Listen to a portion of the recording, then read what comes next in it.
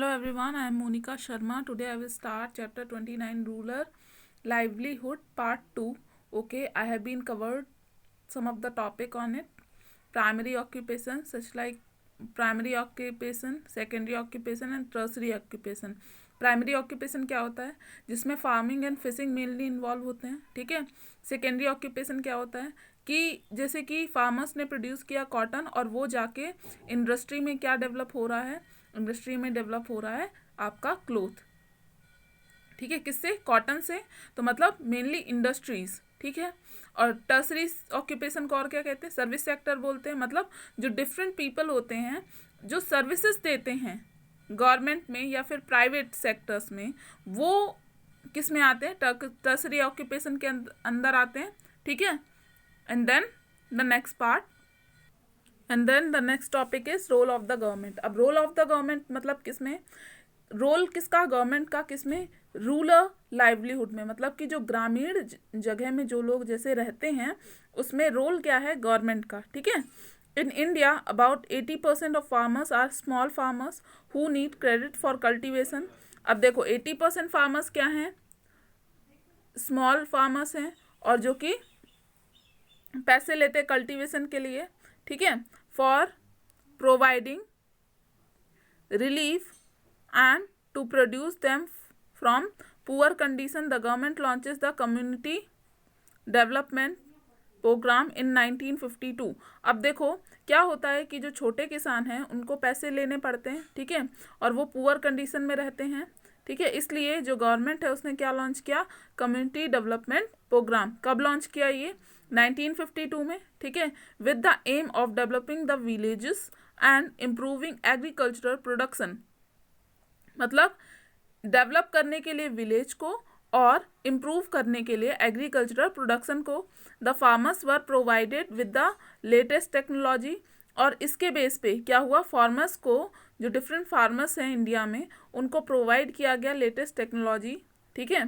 Branches of many banks have been open in villages to provide loans on easy terms. मतलब कि क्या हुआ कि जो आपका बैंक्स हैं उनकी कई ब्रांचेस को खोला गया, कहाँ पे?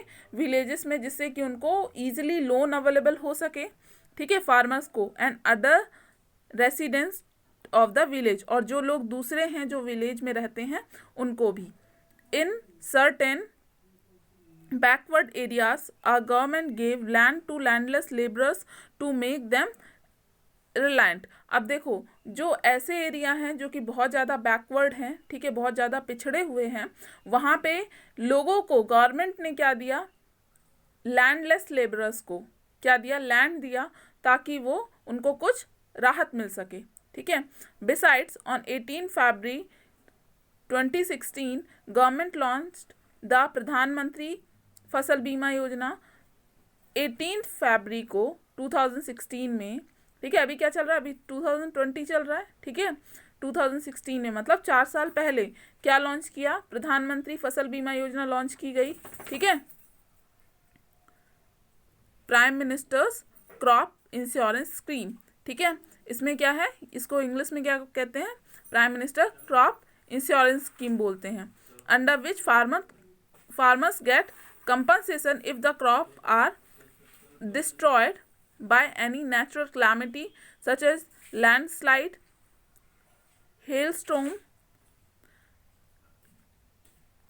inundation। मतलब क्या है कि अगर नेचुरल क्लैमिटी हो जाता है, मतलब कि जैसे कोई तूफान आ गया या फिर आपका लैंडस्लाइड्स हो गया, ठीक है, ये सब, जैसे बारिश हो गई बहुत ज़्यादा, तो इसमें अगर उनकी क्रॉप ख़राब होती है, उनकी फसल ख़राब होती है, तो उसमें कंपनसेशन गवर्नमेंट की तरफ से दिया जाएगा, ठीक है। ये है क्या?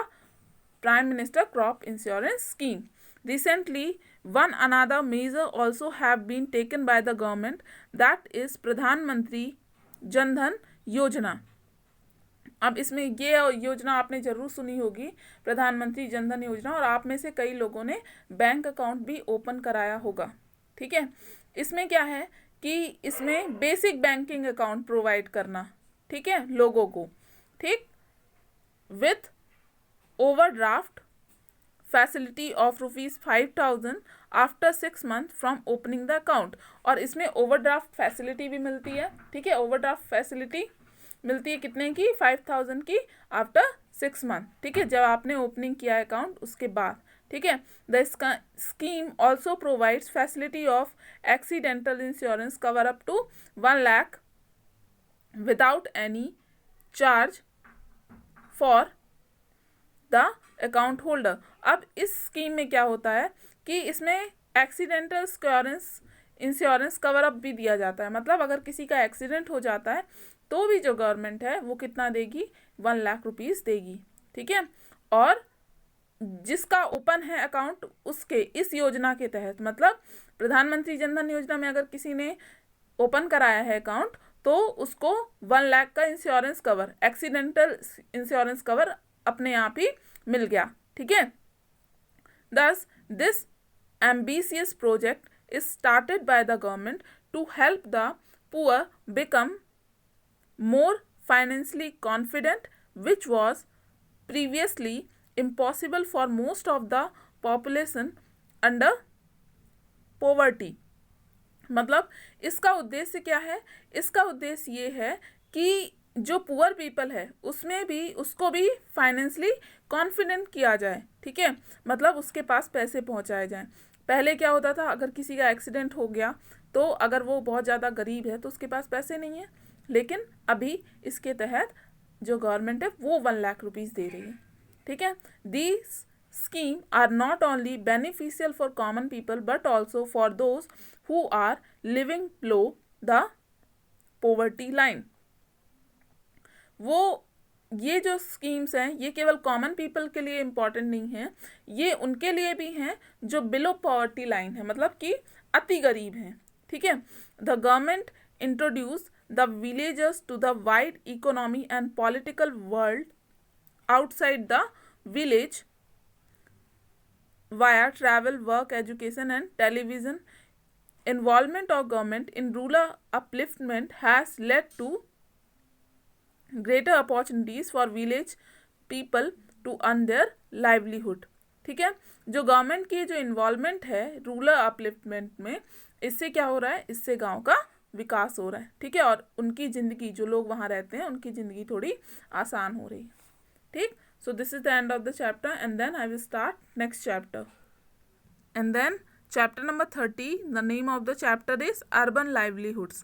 मतलब अभी तो आपने सीखा, आपने जाना कि जो रूरल लाइवलीहुड है, मतलब जो रूरल एरियाज़ हैं, मतलब गांव जो हैं वहाँ पे लोग कैसे होते हैं, वहाँ की ज़िंदगी कैसी होती है। अब हम सीखेंगे अर्बन लाइवलीहुड्स, मतलब जो शहर में जो लोग रहते हैं उनकी ज़िंदगी कैसी है, वो क्या करते हैं, ठीक है। India can easily boast of as many as 5,000 towns and nearly more than 500 big cities। मतलब इंडिया में हो सकता है, मतलब बहुत जल्दी हो जाएगा कि 5,000 टाउन्स होंगे और 5,500 बिग सिटीज़ होंगी। Out of these big cities about 46 cities have population exceeding 1 million। और इसमें से भी मतलब 500 बिग सिटीज़ में से भी 46 सिटीज़ ऐसी हैं जिसकी पॉपुलेशन 10 लाख से ज़्यादा है, 1 मिलियन से ज़्यादा है, और 1 मिलियन मतलब 1 मिलियन टू 4 मिलियन के बीच में है, मतलब 10 लाख टू 40 लाख के बीच में है, ठीक है। मतलब इतने सारे लोग वहाँ पे रहते हैं। कितनी सिटीज़ हैं, 46 सिटीज़ हैं। These big cities are mega cities also known as metropolis और simply metro। और ये जो cities हैं इनको क्या बोलते हैं, मेट्रोपोलिस भी बोलते हैं और इसको मेट्रो भी बोलते हैं। जैसे कि क्या हो गया, जैसे आपने सुना होगा दिल्ली हो गया, Mumbai, Chennai and Kolkata are some of the big cities और मेट्रोज। और ये क्या है, ये बिग सिटीज़ हैं या फिर मेट्रोज भी इनको बोलते हैं। In these cities, more than 1 million people live and work. It is often said that people never sleep in these cities। अब यहाँ पे कॉमनली ये बोला जाता है कि यहाँ के लोग सोते नहीं हैं, मतलब ये सिटी सोती नहीं है। लोग नहीं सोते तो सिटी भी नहीं सोएगी। अब आप बोलोगे कि मैम सोते नहीं है तो कैसे चलता है, नहीं, ऐसा नहीं है, मतलब कि यहाँ पे 24 आवर्स काम होता है, ये है बात, ठीक है। It is so because people work in shift and the working hours never come to an end. अब मैंने क्या बताया कि यहाँ 24 आवर्स काम होता है, वही लिखा हुआ है कि जो पीपल हैं वो क्या होते हैं, शिफ्ट में वर्क करते हैं, ठीक है। मेनली 8 आवर्स की शिफ्ट होती है, 3 शिफ्ट्स होती हैं। तो जैसे कि 8 आवर्स में कोई आ गया, फिर जो नेक्स्ट 8 आवर्स है उसमें फिर कोई आ गया, फिर जो नेक्स्ट 8 आवर्स है फिर उसमें कोई आ गया, मतलब नाइट में भी यहाँ पे काम होता है। और इस तरह से जो वर्किंग है वो कभी ख़त्म नहीं होती, वर्किंग आवर्स जो हैं वो कभी भी ख़त्म नहीं होते। टाइप्स ऑफ एम्प्लॉयमेंट, अब एम्प्लॉयमेंट कौन कौन सा टाइप्स होता है, मतलब एम्प्लॉयमेंट मतलब कि जो लोग करते हैं वो कौन कौन सा टाइप्स हो सकता है, ठीक है। Different people have different kind of employment, जो लोग हैं उनको उनका डिफरेंट काइंड ऑफ एम्प्लॉयमेंट हो सकता है। Not all people follow the same routine when they come to work. अब देखो जो सभी लोग हैं वो एक ही तरह का जो रूटीन है वो फॉलो नहीं करते हैं, ठीक है, जब वो वर्क पे जाते हैं। As some go to office for 8 to 10 hours a day, whereas some work from home और go to the office once in a while. अब क्या होता है कि 8 to 10 आवर्स का मेनली होता है, ठीक है, शिफ्ट, और एक शिफ्ट जो होता है वो 8 to 10 आवर्स का होता है। कुछ लोग ऑफिस जाके वर्क करते हैं और कुछ क्या करते हैं, घर में रहकर ही, ठीक है, वर्क फ्रॉम होम करते हैं, ठीक है, और उनको एक ही बार जाना पड़ता है ऑफिस एक वीक में। Some people own businesses and work on their own schedule. कुछ लोग अपना खुद का बिजनेस करते हैं, ठीक है, और उनका खुद का शेड्यूल होता है, ठीक। Urban livelihood greatly differs from the rural livelihood as the urban surroundings are different. Moreover, the urban society is heterogeneous because it comprises of people from different parts of India. People here are mainly engaged in secondary and tertiary sectors. अब क्या है इसमें कि यहाँ के लोग, मतलब urban जो लाइवलीहुड है वो रूरल लाइवलीहुड से बहुत ही अलग है, ठीक है। यहाँ के लोग जो हैं वो डिफरेंट पार्ट्स ऑफ इंडिया से आते हैं, ठीक, इसलिए, और जो लोग हैं वो मेनली सेकेंडरी और टर्सरी सेक्टर में इन्वॉल्व होते हैं, ठीक है। सेकेंडरी और टर्सरी का मतलब क्या है कि सेकेंडरी में आपका इंडस्ट्रीज आ गया और टर्सरी में क्या आ गया, सर्विस सेक्टर, ठीक है, डिफरेंट सर्विसेज, जैसे कि डॉक्टर्स हो गए, इंजीनियर्स हो गए, एक्टर्स हो गए, सिंगर्स हो गए, टीचर्स हो गए, सोल्जर्स हो गए, रिपोर्टर्स हो गए, लॉयर्स हो गए, पायलट्स हो गए, bankers, architects, business persons, artist earn a good livelihood in cities. इन सबको बहुत अच्छे पैसे भी मिल जाते हैं और ये बहुत ही अच्छी ज़िंदगी भी गुजार रहे हैं, ठीक है, सिटीज़ में एंड टाउन्स में। But there are low wage workers too, लेकिन यहाँ पे लो वेज वर्कर्स भी हैं। लो वेज वर्कर्स यानी कि जिनको कम पैसे मिलते हैं। These are the vendors, labourers, car cleaners, rickshaw pullers, sweepers et cetera. और इनमें कौन से आते हैं, जैसे कि वेंडर्स हो गया, लेबरर्स हो गया, कार क्लीनर हो गया, ठीक है, रिक्शा पुलर हो गया, ठीक है, मतलब जो रिक्शा चलाते हैं वो, स्वीपर हो गया etcetera. The people in the metros come from different parts of country bringing their own culture, ठीक, मतलब जो पीपल हैं वो डिफरेंट पार्ट्स ऑफ कंट्री से आते हैं, ठीक है, और उनका खुद का कल्चर होता है, customs, tradition, dresses and varied languages. और उनका कस्टम्स अलग है, ट्रेडिशन अलग है, ड्रेस भी अलग अलग हो सकती है, और उनकी लैंग्वेज भी वेरी करती है। Such a wide variation can not be seen in any rural areas. और इस तरह का वेरिएशन जो है वो कभी भी रूरल एरियाज में देखने को नहीं मिलता। The scope of the means of livelihood in the urban areas is far more wider then in the rural areas. मतलब कि यहाँ की जो ज़िंदगी है वो बहुत ही ज़्यादा बड़ी है, ठीक है, किससे, रूरल एरियाज से, ठीक। The self employed, in self employment the owner workers owns the resources and is not dependent on other for work. देखो सेल्फ एम्प्लॉयमेंट क्या होता है कि जो ओनर है या फिर जो वर्कर है वो खुद का ही रिसोर्स डेवलप करता है, ठीक है, उसका खुद का रिसोर्स होता है, ओन किया हुआ होता है, और वो किसी पर भी डिपेंड नहीं होगा। ठीक, जैसे कि खुद का बिजनेस। ठीक है, they have proper training and education to run their work और बिजनेस, उसके पास प्रॉपर ट्रेनिंग होगी और एजुकेशन होगा खुद के बिजनेस को और या फिर खुद के वर्क को चलाने के लिए। Some of them hire the services of helpers and assistants, और कुछ लोग हेल्पर्स या फिर असिस्टेंट्स को भी हायर करते हैं।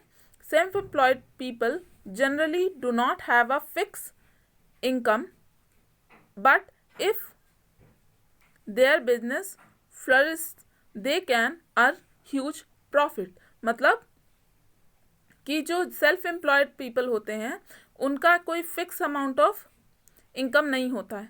ठीक है, लेकिन अगर उनका बिजनेस अच्छा खासा चल रहा है तो वो बहुत ज़्यादा प्रॉफिट कमाते हैं। Government has started many schemes for providing loans to such people. मतलब गवर्नमेंट ने स्टार्ट किया है बहुत सारी स्कीम्स को ताकि इनको जो सेल्फ एम्प्लॉयड पीपल हैं उनको लोन दिया जा सके। For example, Vasu runs a garment shop in the local market and Mrs. Sharma is an owner of a huge boutique in the same market. They are self-employed। मतलब जो वासु है, वासु एक person का नाम है, वो रन कर रहा है एक गारमेंट शॉप को। ठीक है, लोकल मार्केट में गारमेंट शॉप यानी कि जो कपड़ों की शॉप होती है वो। ठीक है, या फिर कोई एक मिसेस शर्मा है जो कि जिनका खुद का बुटीक है, तो ये क्या है, सेम मार्केट में ये सब सेल्फ एम्प्लॉयड है। ठीक, यानी कि सेल्फ एम्प्लॉयड मतलब सिंपल खुद का बिजनेस। ठीक, स्ट्रीट वेंडर्स एंड हॉकर्स। अब स्ट्रीट वेंडर्स मतलब जो कि स्ट्रीट में दुकान लगाते हैं। ठीक है, स्ट्रीट में दुकान लगाना मतलब कि जैसे कि फुटपाथ पे। ठीक है, एक एग्जांपल मैंने ले लिया, वहाँ पे जो दुकान लगाते हैं वो क्या है, स्ट्रीट वेंडर्स एंड हॉकर्स उनको बोलते हैं। There are almost 1 crore street vendors in India.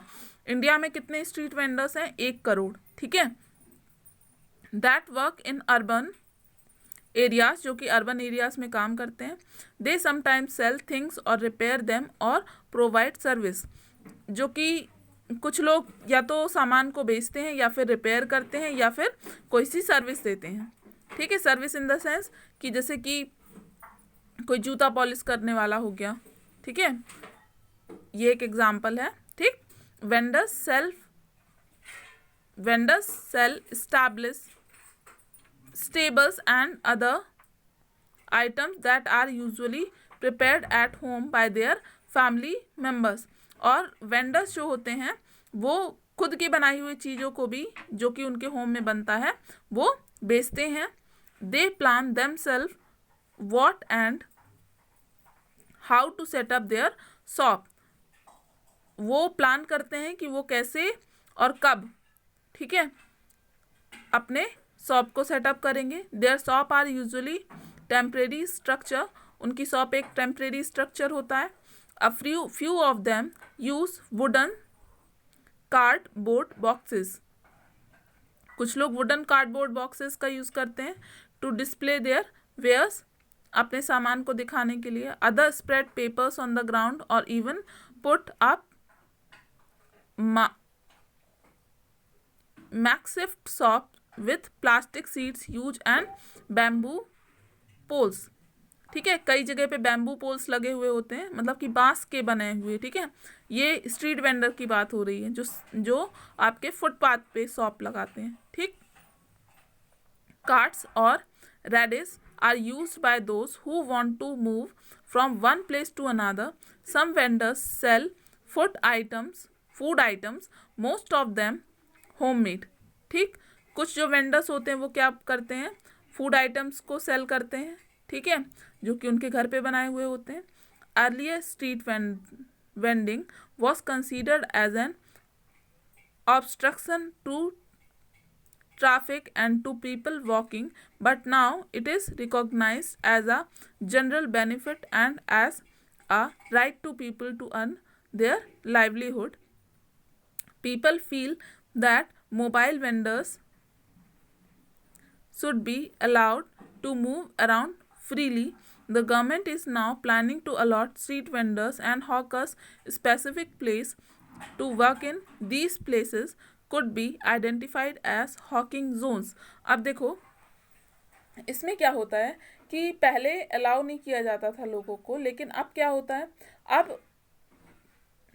अब क्या होता है, अब फ्रीली घूमते हैं, ठीक है, फ्रीली घूम के भी अपने सामान को बेच सकते हैं, ठीक है। जो इधर उधर जाके जो लोग बेचते हैं, ठीक है, उनके लिए जो गवर्नमेंट है या फिर जो स्ट्रीट वेंडर्स हैं, सभी के लिए, एक्चुअली स्ट्रीट वेंडर्स के लिए क्या किया है गवर्नमेंट ने, एक फिक्स प्लॉट, एक फिक्स प्लेस डिसाइड कर दिया है जिसको हॉकिंग जोन्स बोलते हैं, वहीं पे सारी दुकान होगी, ठीक है। Apart from traditional markets, multi store malls having different kinds of shops under one roof are also quite popular with the people. Those who own a shop are self-employed. They sit at the shop themselves or employ salesperson and workers who get salary. मतलब इसके अलावा क्या होता है, जो malls होते हैं, malls में भी लोगों की अलग अलग शॉप होती है, वो क्या होते हैं, वो सेल्फ एम्प्लॉयड होते हैं और वो उनमें से कुछ सेल्स पर्सन को हायर करते हैं या फिर वर्कर्स को हायर करते हैं और उनको मंथली सैलरी प्रोवाइड करते हैं, ठीक है। द डेली वेज अर्नर, ठीक है, डेली वेज अर्नर यानी कि जिनको डेली वेज पे पैसा मिलता है, ठीक। Some workers who have no regular employment work on daily wages. The daily wage earners have a difficult life. जिनको डेली वेज पे पैसा मिलता है उनकी लाइफ बहुत डिफ़िकल्ट होती है. In case one is absent from work due to illness और any other functions in the family, he she has to without any earning. They have no job security or protection. They toil, work hard for long hours for a meager income. Such employment is generally for short periods and is casual. अब देखो इसमें क्या होता है कि जो daily wage पे पैसा मिलता है, अब सपोज किसी भी पर्सन की तबीयत खराब हो गई, ठीक है, तो वो उस दिन तो काम के लिए जाएगा नहीं, ठीक है, और वो अगर उसकी पूरी फैमिली उसी के ऊपर डिपेंड है तो उस दिन का उसका पैसा मिला नहीं, पैसा नहीं मिला तो फिर उसको दिक्कत होगी, ठीक है। उनके पास कोई भी जॉब सिक्योरिटी नहीं होती है, ठीक है, और प्रोटेक्शन भी नहीं होता है, ठीक। और ये जो एम्प्लॉयमेंट होता है ये शॉर्ट पीरियड ऑफ टाइम के लिए होता है, ठीक। दस most of daily veg earner have a very poor standard of living. तो इनमें से जो अधिकतर हैं उनका जो लाइफ स्टैंडर्ड है वो बहुत ही ज़्यादा पुअर है, ठीक है, बहुत ही ज़्यादा गरीब होते हैं वो लोग. There are labourers hired by contractors, masons, carpenters, painters and gardeners who seek work independently. अब देखो कुछ ये मतलब इनमें क्या हो सकता है, जैसे कि लेबर को हायर किया गया है कॉन्ट्रैक्टर के द्वारा, मैसन्स के द्वारा, कारपेंटर्स के द्वारा, पेंटर्स के द्वारा, ठीक है। तो ये सब क्या है, ये सब एग्जाम्पल हैं, ठीक है। मतलब लेबर हायर किया किसने, कारपेंटर ने, तो वो जो लेबर है वो डेली बेस पे काम कर रहा है, ठीक, तो वो क्या हो गया, डेली बेस अर्नर हो गया, ठीक। लेबर की बात हो रही है यहाँ पे, ठीक। Salaried person in towns and cities, large number of people are permanent employees in various government departments. अब देखो जो various government department है उसमें कई लोग क्या होते हैं, permanent employees होते हैं, ठीक है, and other organizations. They get regular monthly salary और उनको regularly monthly salary मिलती है. In addition to the salary, they also have other benefits such as medical allowance, paid leave, payment during holidays, provident fund, gratuity etcetera.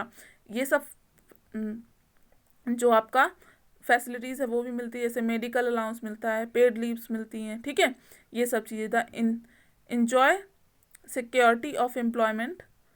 People working in railways, post office, bank, state roadways, telephone exchange, insurance companies and other government office come in this category. तो ये जो sectors हैं, मतलब कि ये जो offices हैं, just like railway हो गया, जस्ट लाइक टेलीफोन एक्सचेंज हो गया, ठीक है, इंश्योरेंस कंपनी हो गया, इन सब के जितने भी लोग काम करते हैं वो इसी में आते हैं. सैलरी पर्सन में, ठीक है, जिनको मंथली सैलरी मिलती है। So this is the end of the class. Thank you.